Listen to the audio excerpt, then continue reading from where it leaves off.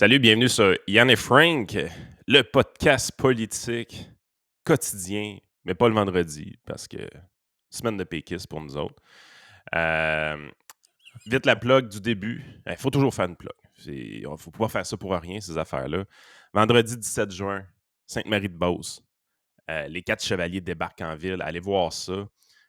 Frank a fait un beau montage photo hier qui va être diffusé sur les panneaux publicitaires de la ville. En fait, qui est déjà diffusé sur les panneaux publicitaires de la ville de Sainte-Marie-de-Beauce. Si vous voulez un beau party, là, allez fêter avec les Beaucerons. 17 juin, 19h30.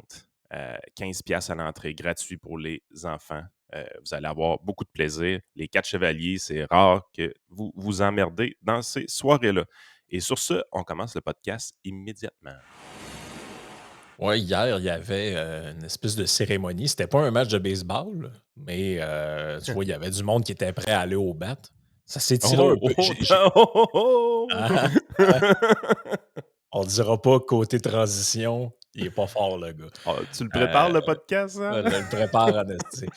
Mais c'est ça, hier, c'est parce que là, si Monsieur Lévesque, René de son prénom, était en vie, il aurait 100 ans aujourd'hui. La semaine passée, on parlait un peu, tu sais, il y avait du grenouillage, là, le chef du PQ n'était même pas invité à la base. Déjà, ça, c'est louche un peu. Tu sais, Dominique Anglade t'a invité, mais pas le chef du PQ. Je sais pas qui pensait à faire la liste d'invités, là, François mais Legault. ouais, c'est ça, C'est son genre. c'est un peu spécial. Et là, j'ai regardé un peu les faits saillants, tout ça, mais c'est très drôle parce que là, tu sais, bon, la plus consensuelle, ça a été Dominique Anglade est arrivée, puis elle a comme fait Ah, telle année, il s'est passé ça, il s'est passé ça.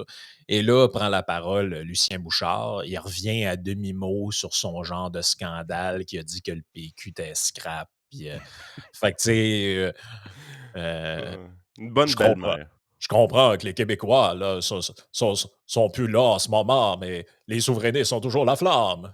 Fait que là, tu sais, il continue son histoire. Et là, prend la parole ensuite le PSPP, le chef du PQ, et Gabriel Nadeau-Dubois. Et là, c'est comme une genre de patente où il envoie des flèches à François Legault, tu sais. Lui, tu sais, René Lévesque, il n'aurait jamais abdiqué devant le gouvernement canadien. Ah, Puis, tu sais, là, c'est pas le temps de faire ça, là. GND qui dit Ah, mais René Lévesque, il nous aurait jamais monté les uns comme les autres, comme ce qu'on peut voir actuellement. Puis tout. Non, honnêtement, c'était pas le temps. C'est pas la place, c'est pas Moi, le je trouve lieu. ça, ça manque de classe. Ça se dit que ça manque de Vraiment. classe. Tu t'en vas faire de la politique, man, dans un discours. Tu Tu sais, sais, tu c'est une. fêtes un vieux politicien, là, un icône pour le Québec, là, 100 ans de René Lévesque. Je veux dire, peux-tu juste fermer ta gueule une journée, là? Ouais, c'est ça. Ben, c'est les mots-tu vus, là. C'est un peu tout le temps ça. Et il y a un bout qui a retenu mon attention, c'est durant l'allocution de François Legault. Bon, François Legault, il y a quelqu'un qui a dû y écrire un beau discours, là, René Lévesque, en telle année, il a couvert la Deuxième Guerre mondiale, blablabla. Et C'est lui, correct. ah oui, c'est bien correct, mais lui, ce qui l'intéressait le plus, on dirait, c'était pas René Lévesque, le politicien, c'était René Lévesque, le journaliste. Oh, pourquoi? Parce que la CAQ aime les journalistes. Je sais pas pourquoi. C'est drôle parce que dans Ils l'ont le. mis sur le payroll. Ouais, c'est ça, mais c'est drôle parce que dans son vidéo, dans son genre de drop de mic là, qu'elle a fait, Claire Sanson, la semaine passée, elle dit à un moment donné, ah, quand j'ai commencé à CAQ, on nous faisait des briefings, puis on nous disait, eux autres, les journalistes, il ne faut pas que vous leur parliez, en tout cas le moins possible, parce qu'ils sont méchants. Puis là, tout le monde a fait, ah ouais, c'est quoi cette affaire-là? Ben là, tu vois, ils ont changé de stratégie. Il faut leur parler. Il faut surtout les flatter dans le sens du poil. Et là, M. Legault nous explique qu'est-ce qu'il va faire là, pour honorer la mémoire de René Lévesque. S'il n'avait eu que sa carrière de journaliste, René Lévesque serait déjà parmi les grands. Et je profite d'ailleurs de l'occasion ce soir pour vous annoncer la création d'un prix de journalisme qui va porter son nom, le prix René Lévesque, qui va être décerné dès l'année prochaine, en 2023, dans le cadre des Prix du Québec. Ça va devenir la plus haute distinction attribuée par le gouvernement du Québec pour une contribution remarquable dans le domaine du journalisme. Je pense que c'est une belle manière d'immortaliser la contribution de René Lévesque aux journalistes. C'est très drôle, ça. Ça, c'est vraiment, vraiment, vraiment drôle. Mettons qu'il l'avait eu cette année, ce prix-là. Est-ce qu'on l'aurait décerné à Thomas Gerbet et les documents Oh! caviardés? Quelle bonne... Parce que tout le monde s'entend que Thomas Gerbet a été le meilleur journaliste cette année. Je sais J'ose pas. espérer. J'ose espérer, J'ose là. espérer. J'ose Des espérer. fois, on se demande même si c'est pas le seul, là. Mais, Non, mais c'est vraiment ironique. Tu sais, un prix, à la base, un prix pour le journalisme avec le nom de René Lévesque, je suis 100% d'accord avec ça. Le bout où je suis pas d'accord, c'est que c'est décerné par le gouvernement. Qu'est-ce que c'est ça? non, Qu'est-ce que c'est ça? Man, je veux c'est dire, parce le que journaliste, c'est quelque chose qui doit être indépendant. C'est le quatrième pouvoir. C'est un pilier démocratique. C'est un rempart démocratique. Le gouvernement, puis les journalistes sont pas censés faire ça. Là, ils couchent ensemble depuis longtemps, on le savait. Là, maintenant, les journalistes sont rendus sur le payroll du gouvernement, puis on va lui donner des prix en plus. On va lui organiser un petit gala. ben, c'est que même si on veut pas être cynique, là, c'est drôle, moi, on dirait que j'ai l'impression, puis l'avenir nous le dira. Moi, j'ai l'impression que ça va beaucoup être des prix décernés à des enquêtes qui ne sont pas nécessairement des mauvaises enquêtes, mais qui vont plutôt viser, par exemple, des compagnies privées. Tu sais, mettons Mhm. le gars qui va arriver avec l'histoire sur Desjardins Ouais. ou sur, comment ça s'appelle, là, pas ArcelorMittal, là, mais en tout cas, Aaron, Enron, qui va arriver avec des trucs sur SNC-Lavalin, là, ces SNC, c'est choses-là. ça le nom que je cherchais, SNC-Lavalin, une banque quelconque qui a Ça touchera fraudé, pas je sais souvent pas au quoi. gouvernement, hein. J'ai pas l'impression. Non. J'ai pas l'impression. Scandale chez Hydro-Québec. Ta gueule, Michel. Puis mettons qu'on va dans le plus malaisant encore, là. Mettons qu'il y a un journaliste qui fait une enquête, tu sais, pas d'infiltration, mais un peu, se fait passer pour un militant, puis il va dans un autre parti politique. Mettons, je sais pas, mettons le Parti conservateur du Québec. Et là, il découvre Lui, il a une chance, lui, par exemple. Et là, il découvre là-dedans que, je sais pas, moi, un moment donné, il y a quelqu'un que, là-dedans, dans le détour d'une conversation, qui dit que lui, il a déjà pensé telle affaire sur tel sujet, mettons, par rapport à l'immigration, ou je sais pas quoi, tu sais. Et là, le gars sort son histoire, puis là, un bel article qui s'appellerait, genre, je sais pas, Vol au-dessus d'un nid de coucou. Tu vois le genre d'article qui pourrait répondre. Et là, c'est un article acclamé par tout le monde parce que, bon, ça montre comment les gens de ce parti politique-là sont des infréquentables, des édentés, des ci, des ça. Est-ce qu'on va voir c'est un cas de figure où le gouvernement va aller donner un prix René Lévesque du meilleur journaliste comme remerciement pour avoir tapé sur un concurrent politique? Est-ce qu'on va voir des choses comme ça? Moi, je pense que oui, moi. Moi, je Ben, pense que oui. moi, je pense que c'est pas impossible, en tout cas. Pas impossible. C'est fort probable. Ça n'a pas d'affaire. Ça n'a pas lieu d'être. Ça fait république de bananes. Ben non, c'est parce que là, cette affaire-là, je sais pas c'est quoi, je sais pas ça va être quoi les règles d'attribution, mais ça peut pas être un logo avec le goaler des Oilers puis l'autre qui a un puma comme photo de profil qui décide ça autour d'une table, là. Là, ça va être rendu. Koskinen va maintenant s'appeler le gardien suisse, de ce que j'ai compris, là. Ah oui? Ah oui? Ah oui? Il quitte les Oilers pour la Suisse. Ouais, ben déjà, c'était même pas lui qui goalait dans la playoff, c'est un gars de 40 ans. Fait que Les euh, pentures bien rouillées, toi, Koskinen, ah ouais, sur le banc. ah ouais, sur le banc. On Non, c'est pourrait mettre un autre spécial. sur le banc aussi, hein. Ouais, c'est ça. Mais moi j'ai un malaise avec ça. Tu sais, les prix de gens. C'est un peu comme si tu me disais hey, les prix Nobel, mettons, c'est le gouvernement qui les décerne. Hum. C'est lui qui va décider. Puis là, ben, mettons, je sais pas, moi. Faites juste vous imaginer. Imaginez que les prix qu'on donne en sciences, c'est pas donné par les pairs, c'est pas donné par des comités euh, tu sais, de scientifiques qui évaluent la contribution. Puis ça. Puis il y en a de la politique, c'est pas ça que je dis qu'il n'y en a pas. Puis je suis pas naïf à ce point-là. Là. Mais c'est quand même moins politique que si c'était l'État lui-même. On s'entend? Mais si c'était l'État, là, c'est clair qu'on arriverait avec des trucs du genre, cette année, le prix de la science est donné, je sais pas, moi, à cette compagnie canadienne qui développait un vaccin. Finalement, l'année d'après, tu apprends qu'il n'y a rien qui est sorti. Puis, le produit, finalement, ça ne marche pas, ou on le donnerait au gars là, qui avait... C'était quoi la recherche, là? La colchicine, ou je ne sais pas trop, on aurait donné ça à ce gars-là. Tu comprends? Ça ne peut pas être politique, ça ne peut pas être connecté sur le politique, encore moins sur le gouvernement. À la limite, tu me dirais, il faut que ce soit politique. C'est l'État qui donne, mais il faut que ce soit transpartisan. Là, ils vont se mettre autour d'une table, là, un représentant de chaque parti ou je ne sais pas trop quoi, puis ils vont décider ça. Ça ne fait pas mon affaire, mais ce serait déjà moins weird. Là. Hey, mais check Mais, ça, c'est drôle, ça. Ça existe déjà, hein, une fédération autonome de journalistes. Ça s'appelle la Fédération professionnelle des journalistes du Québec. ah oui? Le devoir de la presse étudiante et le prix René Lévesque. C'est avec plaisir et fierté que Le Devoir et les Amis du Devoir, en partenariat avec la Fondation René Lévesque et la firme de relations publiques nationale, présentent pour une 10e année consécutive le prix du devoir de la presse étudiante et le prix René Lévesque dans une formule renouvelée. Le prix René Lévesque, ça existe déjà en journalisme. OK, fait que dans un niveau genre étudiant, là, c'est ça qu'on comprend. Ouais, exact. Spécial, hein? Présenté par la Fondation René Lévesque, le prix René Lévesque récompense des personnes affiliées à la direction d'un média étudiant, ayant fait preuve de leadership et d'engagement social. Donc, c'est vraiment quelque chose pour les étudiants.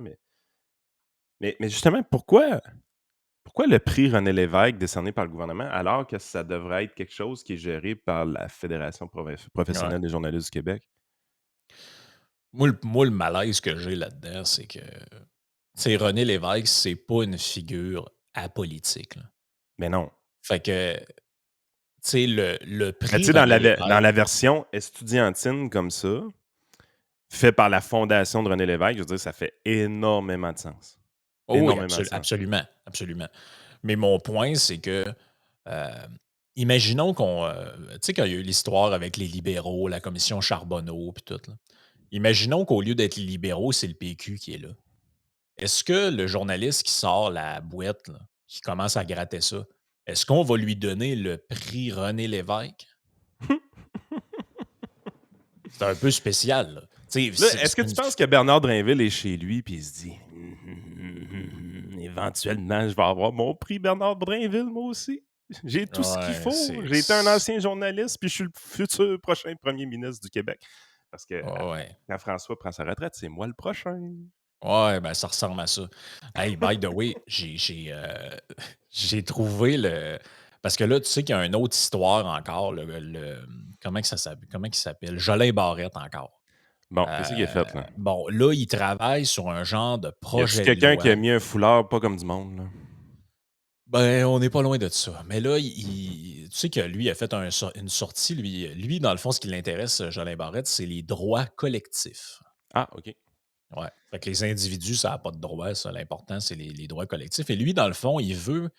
Je sais pas exactement comment ils vont faire leur patente, là, mais il veut négocier avec le fédéral, de ce qu'on comprend, pour que les lois du Québec, style loi 21 et loi 96, puissent être jugées à l'aube de notre charte à nous autres et non pas de la leur. Mais là, même si ça t'endort, Yann, tu vas voir ce qui va arriver avec ça. Là. C'est ce qui est haïssable. Parce que là, qui nous explique la stratégie en arrière de ça? Parce qu'il y en a qui pensent qu'on délirait l'autre fois. Hein? Ben, regarde, je vous fais entendre une affaire, c'est pas très long. Là. Mais on se flatte le souverainiste. Il y a quelqu'un qui nous explique la stratégie en arrière de ça. Alors, moi, j'interprète comme ça le propos. En ce moment, si on est dans une situation où on peut gagner un référendum et on a un Jacques Parizeau prêt à le tenir, eh bien, il faut y aller maintenant. Mais, à moins que je me trompe, je vois ni Jacques Parizeau à l'horizon, ni majorité référendaire à court terme. Dans ce contexte, il nous faut construire l'autonomie du Québec, tout en sachant, puis ça c'est mon pari personnel, que le cadre fédéral canadien, le régime de 82, est fondamentalement hostile à la différence québécoise. Et dès qu'on décide de faire le moindre geste d'affirmation, on enclenche une dynamique, on enclenche un processus qui, tôt ou tard, se transforme en crise constitutionnelle. Et cette crise constitutionnelle-là va pour créer une forme de choc psychologique et existentiel chez les Québécois en se disant, bon, on a voulu faire de l'affirmation, là, dans le Canada, on a accepté les règles en partie, là, Puis même ça, là, même une petite affirmation très modérée n'est pas acceptée. Je pense que ce chemin peut réveiller la conscience nationale davantage que tous les plaidoyers indépendantistes que je pourrais faire. C'est-à-dire, imagine que tu m'accordes le pouvoir immense d'embêter chaque Québécois pendant 15 minutes, là, comme ça, là. Puis là, genre, au terme, il se pourrait que ça donne quelque chose, mais il se pourrait aussi que je reçoive une paire de baffes. Donc, dans les circonstances, l'histoire politique d'un peuple, ça s'écrit à coups de crise, d'événements symboles, de tensions. Puis pas des tensions pour des tensions, simplement que si on fait les gestes nécessaires pour assurer juste notre survie, même pas notre émancipation, mais notre survie, ben juste ça va fragiliser la fédération, puis ça va révéler des points de tension, puis nous conduire à ce que j'appelle un milieu. Attends un peu, là. C'est pas des tensions pour des tensions. On veut pas faire des tensions pour des tensions, mais ça va être des tensions pour des tensions. Comment, Mathieu? Mais excusez, là, mais dans un français beaucoup moins clair que le mien, il a dit exactement ce qu'on a dit la semaine passée. Exactement. Ouais, là, les gens veulent plus en entendre parler parce qu'ils font comme Yann, ils ronflent pendant qu'on parle de ça ou ils sont encore lisses. Fait que qu'est-ce qu'on va faire? On va faire à croire qu'on n'en parle plus, mais derrière, on va faire ce que Simon Jolin Barrette fait. Un petit coup par là, un petit coup par-ci, une petite loi qu'on sait qui va être contestée. Puis on va créer une espèce de. Là, je voyais encore un matin, ça a l'air que là, le gouvernement du Manitoba, eux autres, ils disent ouais, il y a des lois du Québec, là, si ça se rend en Cour suprême, nous autres aussi, on embarque dans le tas pour aller contester ça. Fait que là, ils savent très bien qu'ils vont mettre la marde et c'est ça le but. Il vient de le dire. Ben, en fait, il ne le dit pas de même. Il dit c'est pas ça qu'on cherche, mais ça va être la conséquence de oui, c'est ça que vous cherchez. Ouais. Tu cherches le trouble, man. Tu cherches le trouble. C'est carrément ça. C'est carrément ça. On s'en va-tu dans un autre 10 ans comme ça? Là? Pour vrai, là. Tant que ces gens-là vont exister, oui.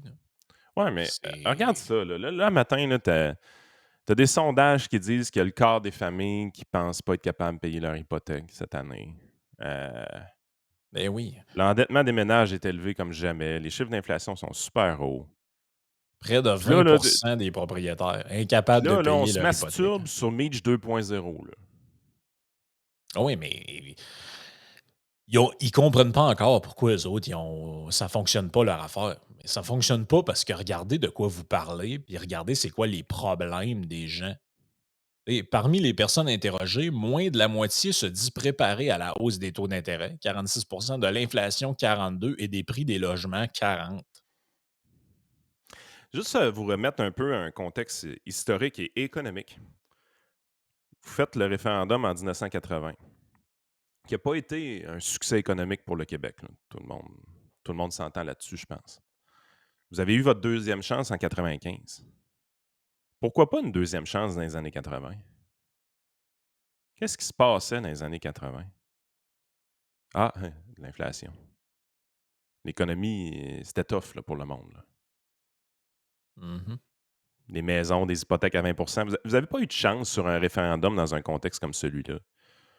Pensez-vous que vous allez avoir une chance pour un référendum dans un contexte économique difficile? Ben non, c'est clair. Tu sais, je veux dire, là, présentement, là, les gens, là, ils vivent... Tu sais, les salaires ont augmenté. On l'a vu, tu vois le ratio d'endettement des Canadiens, Q4, donc quatrième trimestre 2021 versus Q1, premier trimestre 2022. Ben, il y a eu une baisse dans le ratio d'endettement. Là, tu dis, pas sûr que les gens ont moins consommé, pas sûr que les gens sont moins endettés, surtout pas avec l'explosion du prix des maisons. Tu grattes un peu, puis tu te rends compte, c'est parce que généralement, les salaires ont augmenté de 3,9%. Fait que là, tu te dis, puis ça casse un peu le narratif de dire tout le temps, ouais, le salaire ne suit pas l'inflation. Ah ouais? 3,9% d'une manière généralisée. Ça veut dire que oui, il y a des employeurs qui n'ont peut-être rien donné, mais il y en a qui ont donné du 6, du 7 et plus. Je pense que les employeurs s'ajustent quand même assez vite. Là. Les salaires montent quand même assez rapidement. Q1, 3,9% de hausse de salaire. Ça a venu baisser un peu le ratio des endettements des Canadiens qui est juste rendu à 180%. Juste ça. Dans une famille, là, pour chaque dollar disponible, les gens de revenus disponibles, les gens ont 1,80$ de dette. C'est élevé.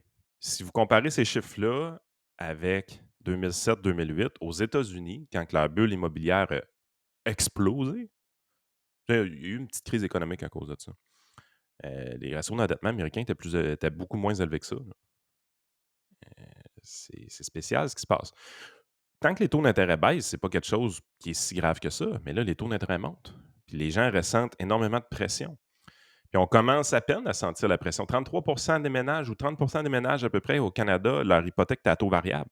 Un tiers, taux variable. À chaque hausse, ils subissent une hausse du taux d'intérêt. Là, on commence à parler aux États-Unis de hausse de 0,75%, donc de 75 points de base. En juin, donc aujourd'hui peut-être, c'est une possibilité, il y a une probabilité que ça arrive. Et en juillet aussi. Ça amènerait les taux d'intérêt entre 3 et 3,5% au mois de novembre 2022. Rappelez-vous qu'on s'attendait à quelque chose de plus autour de 2,25% en décembre 2023. Ces attentes-là sont complètement cassées. C'est fini. On n'a même plus ces attentes-là. On s'attend entre 3 et 3,5% en novembre 2022. C'est demain, ça. C'est demain matin. Mitch 2.0. Non, non. C'est vraiment sérieux, là? Ils sont dans un... Comment je pourrais dire ça? C'est leur fantasme, c'est leur rêve. Ils sont pas dans la réalité, ces gens-là. C'est comme les histoires de langue, puis de ci, puis de ça. Tu sais, je veux dire, des gens... Faut être riche. Faut vraiment être riche pour être déconcentré de ce qui se passe présentement. Non, mais qui tient ce discours-là en général, Yann? Y a-tu une seule personne? Oui, il y en a, là, les gens, des fois, qui viennent commenter, là, vous devriez pas utiliser cet anglicisme-là.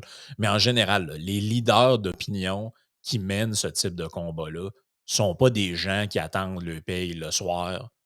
Tu sais, le mercredi soir, là, il est 11h40. Là, ils commencent à fatiguer. Là, ils sont comme, mais Chris, ça rentre quand, là, la paye? Là? Parce que demain, il faut que j'aille à l'épicerie.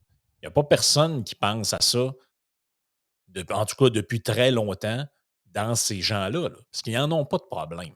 Et ça fait des contrats télé, des contrats médias, puis ça, il doit y avoir plusieurs centaines de milliers de dollars, dans certains cas, plusieurs millions qui rentrent par année. Tu sais, ce que Jeff a dit hier dans ma chronique radio, les remorqueurs rapportent que de plus en plus, ils trouvent, ben pas qu'ils trouvent, mais ils ont des cals pour des gens qui manquent d'essence.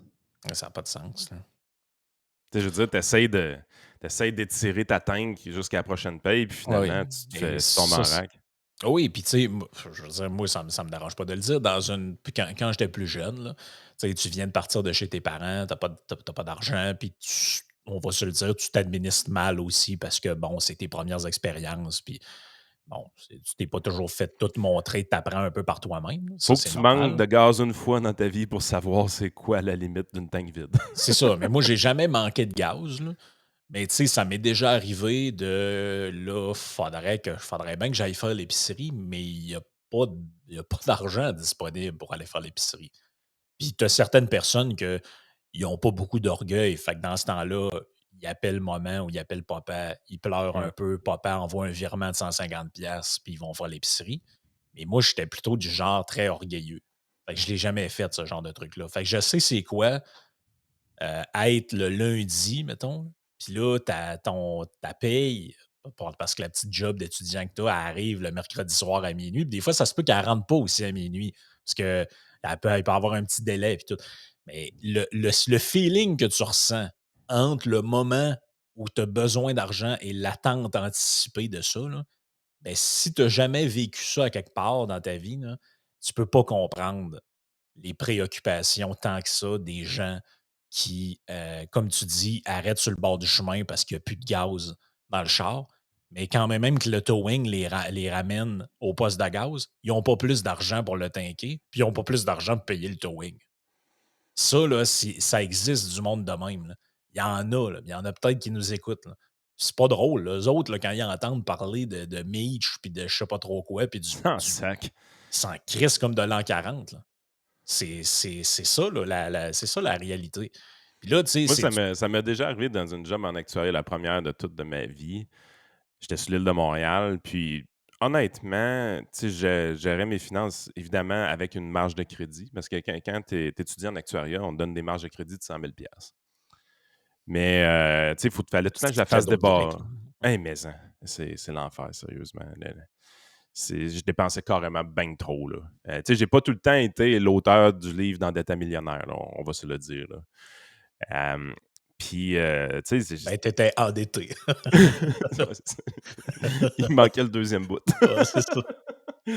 Puis, non, c'est ça. Fait que, j'aurais pas si bien que ça, mes finances. Je dépensais quand même beaucoup trop. Puis, même si c'était une marge de crédit de 100 000, il fallait la débloquer par morceaux. Puis, il y a un temps que j'avais une job d'été, fait que je voulais pas la débloquer de l'été, je voulais juste vivre avec mes revenus. Puis, à un moment donné, je n'ai carrément manqué. Tu sais, t'es à Montréal, t'es tout seul. Moi, j'avais plus rien dans mon compte de banque. Là. Il me restait genre 4,60. Puis, j'allais quand même beaucoup au resto avec les collègues de travail parce que tu veux être dans la gang. Puis, Oui. le lifestyle montréalais, c'est d'aller au restaurant quand même. Quand tu travailles dans un tour à bureau à l'époque, puis toi, tu veux suivre, tu sais, t'es avec plein de mentors d'une certaine façon, tu veux être avec eux autres. Puis là, un moment donné, j'avais refusé d'aller les suivre parce que j'avais plus une scène. J'avais 4,75 dans mon compte. Puis je m'étais faufilé en cachette sur l'heure du dîner d'un centre d'achat pour aller au Dollarama m'acheter des ramen. Là. J'ai acheté assez de ramen pour être capable de dîner puis souper. Là. Je veux dire, quand tu le fais, là, tu te dis, attends un peu, là, je suis vraiment rendu au point que. Puis évidemment, tu sais, j'étais à un coup de téléphone de ma blonde pour qu'elle m'envoie un peu d'argent. Malgré que c'est. Non, c'est pas tant que ça, parce que on est en 2005-2006, fait qu'il n'y a pas de virement Interac à l'époque. Là. Mais tu sais, je me suis mis dans la marde, pas pire. Puis là, la paye à rendre, puis tout est correct. Mais tu sais, tu le vis une couple de fois dans ta vie, puis tu fais Ouais, puis il y a une humiliation reliée à ça, là, tu sais, vraiment, vraiment. c'est pas, tu sais, quand je parlais de sentiments là, que tu vis là, quand ça arrive, c'est pas plaisant. C'est Non, c'est de la vraiment merde. pas c'est vraiment pas plaisant. Puis tu sais, moi, je me suis jamais rendu dans le stade où j'empruntais de l'argent à d'autres mondes. Tu sais, moi, ça, je peux pas je peux pas le comprendre à 100%, mais je peux m'imaginer ce que c'est, là. Tu sais, j'en ai connu des gens, moi, que bon, ils commencent à arriver dans cette spirale-là de l'endettement puis des problèmes financiers. Puis là, ben, ouais, tu me passerais-tu 500, moi, te le remettre. Puis là, tu t'en trouves dans ton entourage des gens qui vont dire oui. Mais là, comme tu n'es pas capable de les remettre, ces gens-là, il faut un petit peu que tu les fuis. Parce que tu sais que si tu les vois, ils vont dire ouais, mais là, Carl, le 500 que je t'ai Tu vas avoir passé, mon argent. tu peux pas me donner, ta paye, tu peux pas me donner au moins 100. Tu feras ça pendant les prochains mois. Là. Ouais, ouais, je te reviens là-dessus. Finalement, il n'y a pas de revenir là-dessus. Tu sais, il y en a du monde qui n'ont aucun orgueil et s'en foutent complètement. Mais quelqu'un qui a un peu de fierté, puis c'est humiliant, là. Humiliant vivre de même. Là. Puis Non, ça, c'est de là, la grosse merde. si on s'enligne dans un cas de figure où il y a de plus en plus de gens qui sont pognés à manger de même, tu te dis. Puis tu sais, le pire, c'est que j'y voyais des vidéos de Pierre Poilievre où il parlait d'une mère de famille qui sautait un repas pour que ses enfants puissent manger. Puis il y a du monde qui il disait hey, c'est démagogique, là, on est au Canada, il n'y a personne qui vit de même. Là, je dis, Ah, vous pensez? de quoi il n'y a personne qui vit de même? esti? Dans quel monde vous vivez, vous autres? Imaginez les gens qui arrivent, là, toutes les histoires qu'on a parlé dans les dernières semaines. Les personnes arrivent, immigrent au Québec, ça fait des mois et des mois et des mois qu'ils attendent pour avoir le Christi de papier. Si tu te fais pogner à travailler, ils te redompent quasiment d'un container de où tu viens. Pensez-vous que ces gens-là, ils vivent sur l'or?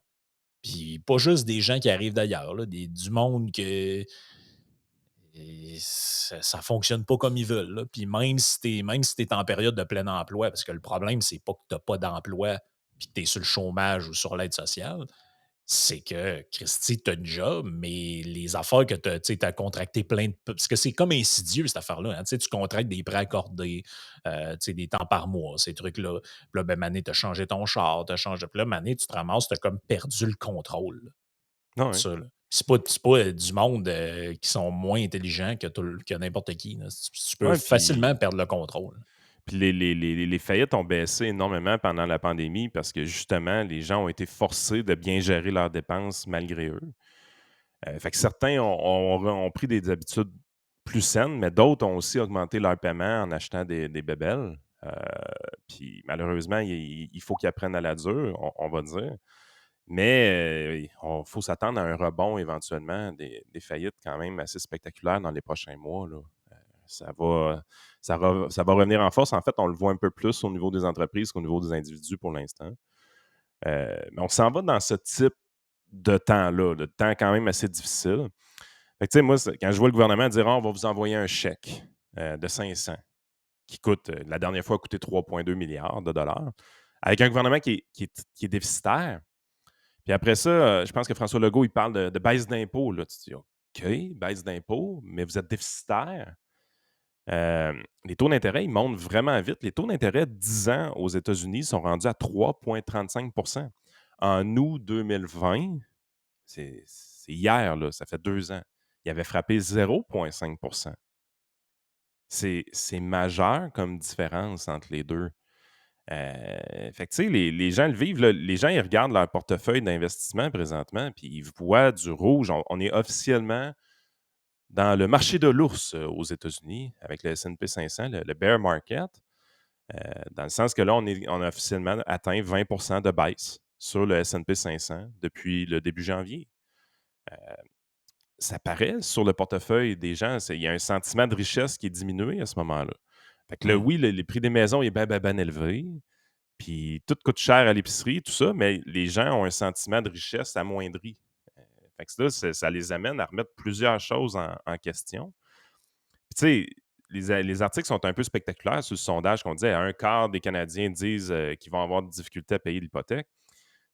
C'est un peu, c'est un peu self-assessed, là, dans le sens que c'est toi-même qui définis ce que tu Oui, vas c'est pas faire. objectif, c'est sûr. Là. Exact. Le problème avec ça, c'est que c'est pas tout à fait de même que ça marche. C'est que d'abord et avant tout, les gens, ils manqueront pas un paiement hypothécaire. La première chose qu'ils vont faire, c'est qu'ils vont tout enlever le discrétionnaire. C'est quoi une dépense discrétionnaire? C'est ton restaurant, c'est ton maquillage, c'est ton automobile, changer l'automobile neuve, des choses comme ça. Mais il y a un client qui m'expliquait, il voulait s'acheter un F250 pour la job, diesel. Tu sais, c'est un gros pick-up, là, mais il travaille dans le bois. Ça fait que c'est pas pour aller faire l'épicerie, là, cassez-vous pas la tête. Juste pour les petits woke environnementalistes là, qui capotaient. Là, Ouais, quand tu es c'est rendu ça. à avoir besoin d'un F250, tu n'es pas sur le bord d'avoir de quoi d'électrique. Là.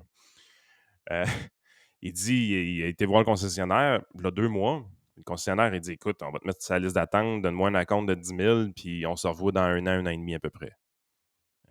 C'était le genre de liste d'attente qu'il y avait. Calisse. Il a reçu un appel hier. Il dit, viens te chercher, il est dans le cours. Il dit, ouais, mais tu m'avais pas dit 1 an et demi. Ouais, mais il y a eu des cancellations. Oups. Ah. Oups. Il n'y a pas eu genre, ah ouais, finalement, ils ont ouvert les usines de production puis on a été capable d'en avoir. Il y a eu des cancellations. Il y avait une liste d'attente de 1 an et demi pour avoir son F250. La liste d'attente, là, elle a fait. Il n'y a plus de liste d'attente. Tu sais, c'est fascinant l'économie parce que tu dis, les gens, il me semble, tu sais, les gens qui écoutent le podcast avec nous autres depuis un bon bout de temps, ils disent, ouais, mais il me semble que c'est des choses qu'on voit venir. Oui, mais non.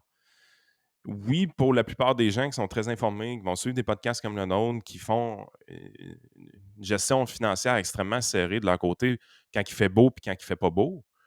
Mais la plupart des gens, ils font une gestion très lousse de leurs finances, sauf quand il fait pas beau.